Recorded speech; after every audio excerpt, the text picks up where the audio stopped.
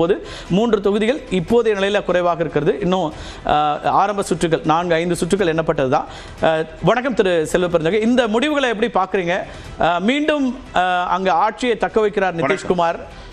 உங்களோட முதல் கட்ட பார்வை என்ன இப்போதைய நிலையில் லீடிங்கில் பார்க்கும்போது? இல்லை, இது பொறுத்திருந்து பார்ப்போம். எல்லாம் 500 ஓட்டு 200 ஓட்டு 1000 ஓட்டுகள் தான் எல்லாரும் முன்னணியில் இருக்காங்க. கொஞ்சம் எல்லாத்தையும் தேர்தல் ஆணையத்துடைய அந்த முடிவுகள் அறிவிப்புகள்லாம் இருக்கும்போது 2 விஷயம்தான். நாங்கள் இன்றைக்கி சொல்லலை, இந்த தேர்தல் முடிவுக்கு பிறகு சொல்லலை, தேர்தல் முடிவுக்கு முன்னாடியே தொடர்ந்து எங்கள் தலைவர் ராகுல் காந்தி ஆகட்டும், மல்லிகார்ஜுன கார்கே ஆகட்டும், நாங்களும் என்ன சொல்லிட்டு வரோம்னா, அந்த SIR தேர்தல் ஆணையம் என்ன செஞ்சிட்ருக்காங்க. இப்போ 75 லட்சம் வாக்குகளுக்கு மேலே எடுத்தாங்க. கடைசியாக 15 17 லட்சம் வாக்காளர் நீக்கியிருக்காங்க. அது யாருடைய வாக்கு, யாருக்கு வாக்களிக்கின்ற வாக்கு, இதை பற்றிலாம் நம்ம இப்போ பிறகு ஆய்வு செய்ய போகிறோம். இருந்த போதிலும் மக்களுடைய தீர்ப்பை நாங்கள் தலைவணங்கி ஏற்றுக்கொள்ள கடமைப்பட்டு இருக்கிறோம். அது வேற சமாச்சாரம். ஆனால் இந்த தேர்தல் முடிவுகள், தேர்தல் ஆணையம் ஹரியானாவிலிருந்து ஆரம்பித்து மகாராஷ்டிரா, டெல்லி, மகாதேவபுரம், ஹாலண்ட் தொகுதிகள், இந்த தொகுதிகள்லாம் என்னென்ன நடந்திருக்கு அதையும் நாம் கொஞ்சம் சீர்தூக்கி பார்க்க வேண்டியது இருக்குது. அப்போது இது ஒரு நியாயமான தேர்தல் நடக்குதா, அரசு பலம், அதிகார பலம், எல்லா பலத்தையும் வச்சு தேர்தல் ஆணையம் எப்படி இந்த தேர்தலை அணுகிறாங்க, இதையும் மக்கள் பார்த்துட்டு இருக்காங்க. ஆகையால் வெற்றி அடைந்தாலும் நாங்கள் துள்ளி குதிக்க போகிறதில்ல, தோல்வி அடைஞ்சாலும் கவுந்தரிச்சு படுத்துக்க போகிறதில்ல. சரிசமமாக பார்க்கறது தான் காங்கிரஸ் பேரியக்கம். ஏன்னா காங்கிரஸ் பேரியக்கம் ஆரம்பிச்சு நுகர வேண்டும், ஆட்சியில் உட்கார வேண்டும்லாம் கிடையாது. இல்ல, கடைசி நேரம் வரைக்கும் முதலமைச்சர் வேட்பாளரை அறிவிக்கிறதுல ஒரு தயக்கம், அவ்வளவு பெரிய நாலேஜ் கிடையாது. இல்ல, ஒரு கூட்டணி இன்டாக்டா இருந்ததா? ஏன்னா ஒரு முக்கியமான ஒவ்வொரு தேர்தலும் முக்கியம் தானே ஒரு கட்சிக்கு. தேஜஸ்வி யாதவ் தான் முதலமைச்சர் வேட்பாளர்னு எங்க தலைவர் அறிவிச்சிருக்காங்க. அதுல மாற்றுக்கிறது கிடையாது. என்ன இப்ப எனக்கு தெரிஞ்சதுல தேர்தல் எல்லோரும் ப்ரிப்பேர் பண்ணி களத்தில் இருக்கும் போது இப்ப நாங்க தாமதமா களத்துக்கு போனோமோ என்ற ஒரு கேள்வியும் எழுது. ஏன்னா கடைசி நாள் அன்னைக்கு தான் எல்லோரும் போயிட்டு நாமினேஷன் ஃபைல் பண்றாங்க. இப்போ இதெல்லாம் சீர்தூக்கி பார்ப்போம். இன்னும் ஒரு மணி நேரம் 2 மணி நேரத்தில் மக்கள் என்ன முடிவு பண்ணுறாங்கன்ட்டு தெரிய வரும். இதே போல தான் கர்நாடகாவில் முதல்ல பார்த்தீங்கன்னா பிஜேபி முன்னணியில் இருக்குது, அவங்க ஆட்சி அமைக்க போகிறாங்கன்னு 12-12:30 மணி வரைக்கும் செய்து வந்தது. அதுக்கப்புறம் அது தலைகீழாக மாறி இருக்கு. ஏன்னா வாக்குகள் வித்தியாசம் 10,000 20,000 அப்படின்னா நாம் ஒரு முடிவுக்கு வரலாம். இது பார்த்தீங்கன்னா 200 வாக்குகள் 500 வாக்குகள் இப்படி தான் முன்ன பின்ன ஜிக்ஜாக்காக வந்துட்டு இருக்கு. இன்னும் ஓரிரு மணி நேரங்களில் நம்ம ஒரு முடிவு பேசலாம். கார்த்திகை செல்வம், ஏர்லி ட்ரெண்ட்ஸ் நான் மறுக்கல திரு செல்வபெருந்தகை, நீங்க சொல்ற மாதிரி மாற்றங்களை நம்ம நிறைய சந்திச்சிருக்கோம். 2015 கூட பீகார் தேர்தல்கள் முதல்ல ஒரு மாதிரி வந்தது, அதுக்கு பிறகு மாறுச்சு, அதெல்லாம் நான் ஒத்துக்கிறேன். ஆனா இன்னொரு தேர்தல் தோல்வி இந்தியா கூட்டணிக்கு அப்படின்னா இந்தியா கூட்டணிக்கான ஒரு செட்பேக்கா இல்லையா? அது வெறும் பீகாரோட இருக்குது, அது இந்தியா முழுக்குமே தொடர்ச்சியான தோல்விகள் அப்படிங்கிறது 2029க்கு முன்னாடியே ஒரு சேலஞ்ச் இல்லையா? தமிழ்நாடு, கேரளா, வெஸ்ட் பெங்கால் இந்த தேர்தலுக்கு முன்னாடியான ஒரு தேர்தல் முடிவுகள் அப்படிங்கிறத அப்படி கடந்து போயிட முடியுமா? இம்பாக்ட் இங்க இருக்காது? அது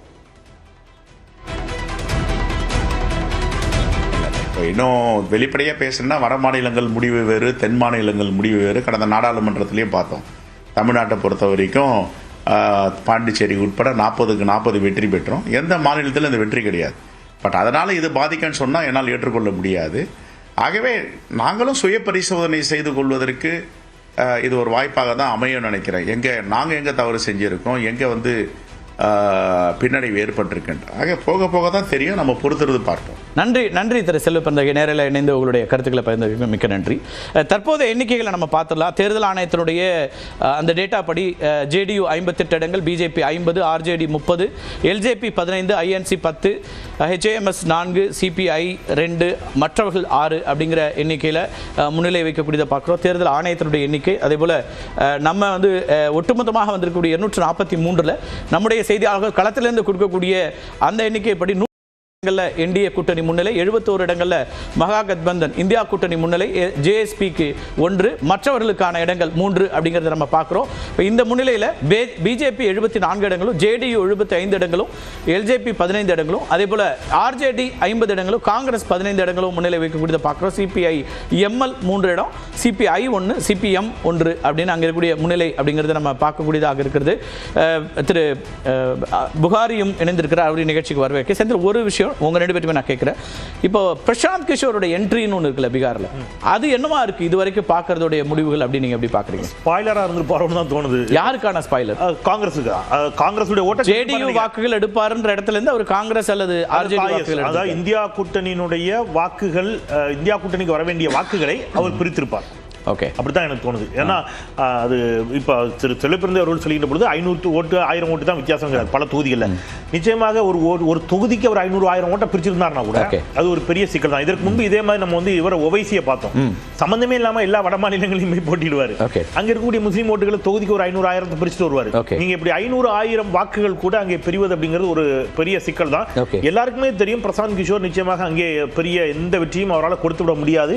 நிச்சயமாக அவர் வந்து ஒரு ஸ்பாய்லர் தான் இருப்பாருன்னு முழுமையான முடிவுகள் வருகின்ற செல்வபிறந்தகை சொல்லக்கூடிய ஒரு அம்சம். இப்ப நீங்க வந்து ஏஜியான் அப்படின்னு ஒரு கான்ஸ்டிட்யூன்சி இப்போதைய மார்ஜின் 259, அதே போல 2450, 1826, 582, இதுல 6 ஓட்டு வித்தியாசம் ஒரு தொகுதியில. அங்க வந்து பிஜேபி தான் லீடிங்ல இருக்காங்க. 6 வாக்குகள் வித்தியாசம், 282, 6771, 1800, நிறைய எல்லாமே டிஜிட்ல. ஏன்னா இது ஒரு 3 சுற்றுகள் அல்லது 4 சுற்றுகள் தான் இருக்கும். அதனால இன்னும் சுற்றுகள் வர அதிகமாகலாம், கூடுதலாக வரலாம். ஒரு சில தொகுதியில வேணா மாறலாம். அது இந்த 6 ஓட்டு 200 ஓட்டு இருக்கிற தொகுதியில சில சேஞ்சஸ் வரலாம். ஒரு 2000 ஓட்டு இருக்கிற 388 அதே போல எல்லாம் இருக்கக்கூடியதையும் பார்க்கிறோம். எனவே இன்னமும் அவர் நம்பிக்கையா இருக்கிறார். ஆனா ஒரு ட்ரெண்ட் இந்த பக்கம் இருக்குங்கிறதுல மாற்றுக்கருத்து இல்லை. நம்ம அந்த ட்ரெண்டை பார்க்கிறோம். அப்ப தேர்தல் ஆணைய தரவுகள் படி தேசிய ஜனநாயக கூட்டணி பெரும்பான்மை இடங்களை பெறக்கூடியதாக பெற்றிருக்கிறது. முன்னிலையில் வெற்றியாக இல்ல, தேர்தல் தரவுகளின் படி தேசிய ஜனநாயக கூட்டணி பெரும்பான்மை இடங்கள்ல முன்னிலை வைக்கக்கூடியதை பார்க்கிறோம். இது ரொம்ப முக்கியமானதாக இருக்கிறது. அப்ப 127 இடங்கள்ல முன்னிலை அப்படிங்கிறத பார்க்கிறோம். 122 இருந்தா போதும் அறுதி பெரும்பான்மைக்குங்கிற இடத்துல இருந்து 127 இடங்கள்ல தேர்தல் ஆணைய தரவுகளின் படி தேசிய ஜனநாயக கூட்டணி முன்னிலை வைக்கிறது. ஆனால் இந்த முன்னிலை விவரங்கள் அப்படிங்கிறது நிறைய தொகுதிகளில் திரு செல்வப்பிறந்தை குறிப்பிட்டது போல 1000க்கு குறைவாக இருக்கு. ஆனால் சுற்றுகளோட எண்ணிக்கை குறைவு அப்படிங்கிற அடிப்படையில் இருந்து நாம் அதை பார்க்க வேண்டியிருக்கு. இது வரைக்கும் 4 to 5 சுற்றுகள் வரைக்கும் எண்ணப்பட்டிருக்கலாம்.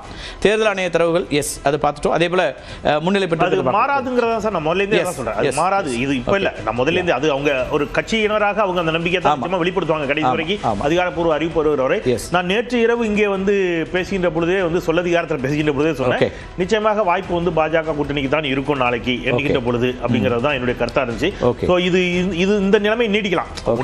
ஒரு 2 தொகுதிகளை வேணா முன்ன பின்ன வரலாமே தவிர நிச்சயமாக பெரும்பான்மையை பெற்று அவங்க வந்து பாஜக கூட்டணி ஆட்சியை கைப்பற்றும் அப்படிங்கிறது எந்த மாற்று கருத்தும் இல்லை, ஆச்சரியம் ஒன்றும் இல்லை.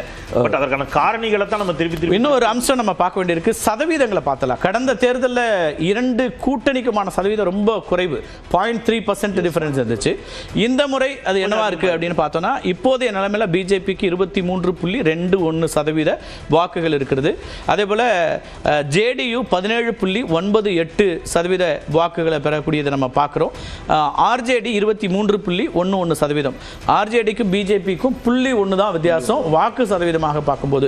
பிஜேபி 23.21, அதே போல ஆர்ஜேடி 23.11%, ஐஎன்சி 7.85%, பிஎஸ் அதே போல ஜேடியூவை பொறுத்த வரைக்கும் 17.98, எல்ஜேபி 5.66. இந்த எல்ஜேபியோட என்ட்ரி ரொம்ப முக்கியமாக பார்க்கறதுனால இந்த கூட்டணிக்குள்ள ஏற்கனவே பிரித்ததுலேருந்து அவங்க வரும்போது ஜேடியு எண்ணிக்கைகள் கூடி இருக்குது. எல்ஜேபி வந்து ஜேடியூ எதிர்த்து தான் கடந்த தேர்தலில் அவங்க நிறைய இடத்துல போட்டாங்க, பிஜேபி எதிர்க்கல. இந்த முறை அவங்க வந்து ஒரே கூட்டணியில் வரும்போது இந்த எண்ணிக்கைகள் வந்திருக்குது. காங்கிரஸ் 2 அல்லது 1% இழப்பு. ஆனால் ஜேடியூவை பொறுத்த வரைக்கும், இது ஆர்ஜேடியை பொறுத்த வரைக்கும் வாக்கு சதவீதமாக அப்படியே இருக்கு. பீகார் எப்படி பார்க்குறீங்க? பீகாருக்கு நேரடியாக சென்றவர், இந்த முடிவுகள் இப்போது இருக்கக்கூடிய முன்னிலை விவரங்கள் அப்படிங்கிறதுல உங்கள் பாயிண்ட் ஆஃப் வியூ?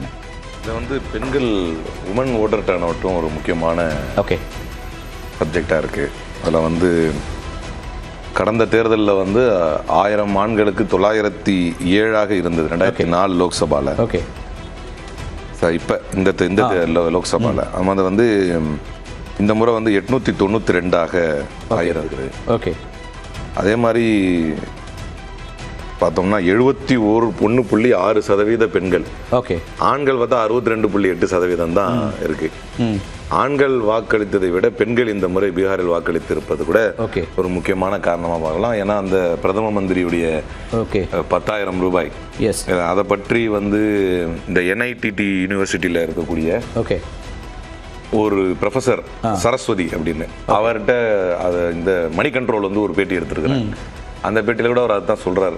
பெண்கள் இங்க வந்து சராசரியாக 3000-4000 ஒரு மாதத்திற்கு இருந்துட்டாலே அது ஒரு பெரிய வரப்பிரசாதமாக கருதப்படும். அப்படிப்பட்ட மக்கள்கிட்ட வந்து 10,000 ரூபாய் வந்திருப்பது என்பது அது பெரும் மாற்றத்தை பெண்களிடத்தில் ஏற்படுத்தி இருக்கிறது அப்படின்னு.